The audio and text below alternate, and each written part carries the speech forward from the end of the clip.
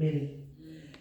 Give us your dissertation about that. When the mind of one affects the hearts of many. What, that's deep. Yes. Share with us. We're your audience right now. Tell us, what was your mindset about that topic? So often, I was going to pose a question for you guys. How many of you guys came here today to learn something to share with your family, loved ones, or to take back to them? Okay, good. How many of you guys came here to get something for yourself? Great. Um, Great. Doubly great. What I'm excited to share is that if you look up my work or anything like that, I am passionate about working with children and family, particularly those that look like me. And a couple years ago, my mentor saw how hard I was working, and she goes, "Crystal, we love you. However, if you fall dead, we're going to grieve you for about a week and replace you." That hit a little different, where it's like, focusing on self-care, I have to be able to have something for myself in order to continue to give. And just looking even at the definition of self-care, it says to be with or for oneself, to take care of your own mental health. So what does self-care look like practically? Yesterday at the Lunch and Learn, we learned that Dr.Lakita does like 5 miles a day. I'm like, who does that? We shared that we were going to sleep. Sleep, okay? We're going to do that. So for you, self-care has to be practical and within your budget. Some days you can go get a spa day and have a massage, and some days you can take a lap around the block. Doing whatever's best for you. Also, how many of you guys can pull up your Google calendars or your paper calendars to show appointments where you have to be somewhere for someone else? Or for work, for school, something else. How many of you intentionally use your time, manage to calendar something in for self? Not as many hands went up. Those of you that do it, that's good.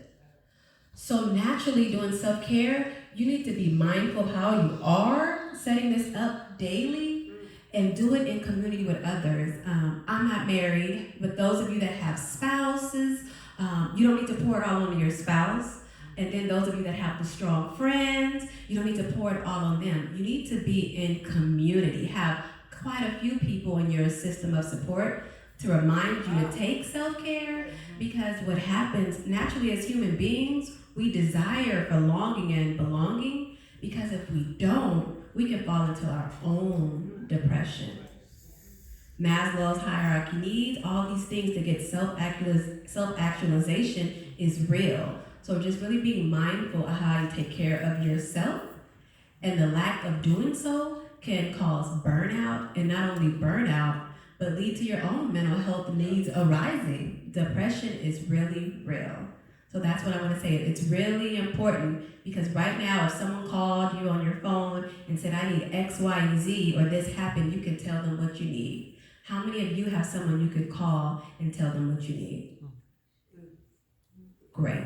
So that's just something to be mindful of. In doing this work, we love and care the people we do this work for. Keep in mind, though, if something happens to you, the work will continue. In the words of the great philosopher Ermias Nipsey Hussle, the great Astrodome, the marathon will continue. So be mindful of the importance of taking care of yourself while you take care of others.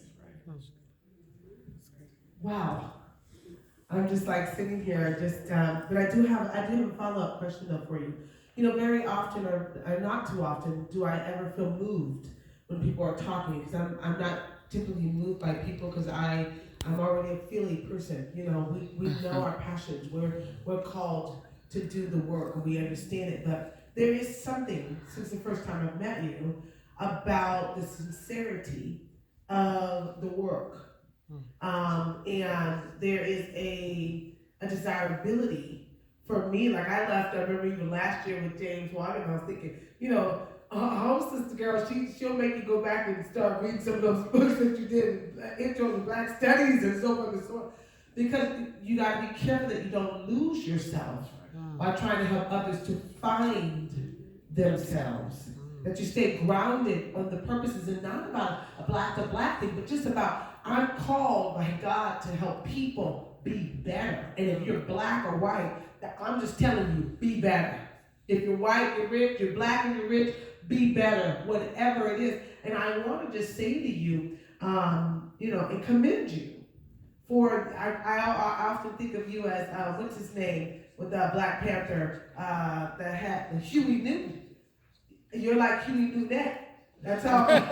She's got that kind of feist. And if you don't know who Huey Newton is, go read up on her. And Angela Davis, I recently really researched her life. Because sometimes we just hear snippets of folks. Go read about them. They are more than just this or the Afro. There's something, and that is what I see with you. There's a deep wellness about you wanting to do this work. So I know that this is not the last that the world will hear about you. Let me ask you a question.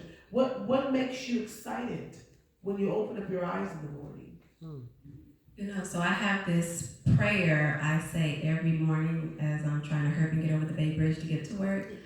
I pray and ask God to bless my family, friends, and loved ones to open their eyes and be on their journey. I also pray and ask God to allow me to make a difference in at least one child's life.